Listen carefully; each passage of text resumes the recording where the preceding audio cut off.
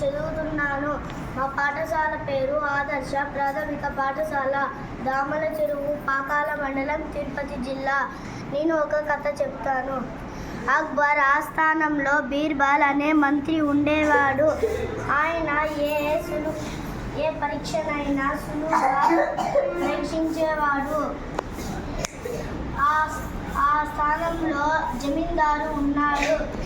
ఆయన ఒక రైతుకి బావిని అమ్మాడు.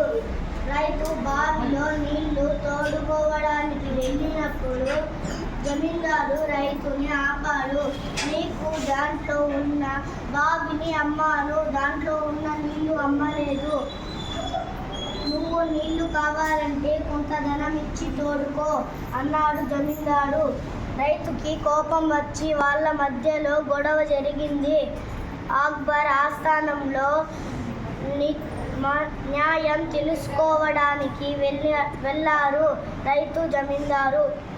అక్కడ అక్బర్ వినిందంతా విని మంత్రికి చెప్పాడు.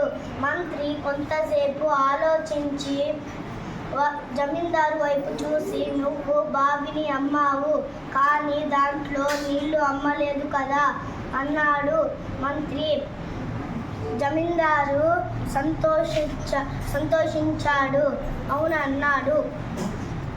అప్పుడు దాంట్లో నీళ్లు ఉన్నాయి, అవి వెంటనే తోడుకొని వెళ్ళిపో అన్నాడు మంత్రి.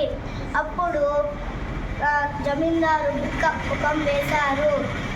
అప్పుడు రైతుకి నీళ్లు అమ్మేసి అన్ని బావి నీళ్లు 2 అమ్మేసి వెళ్ళిపోయాడు. అప్పుడు అక్బర్ వచ్చి మంత్రి బీర్బల్కి అభినందించారు. ధన్యవాదాలు. Very good. మీరు కూడా ప్రతి ఒక్కరూ ఒక్కొక్క కథను రాసుకొని లేదా చదువుకొని రావాలి.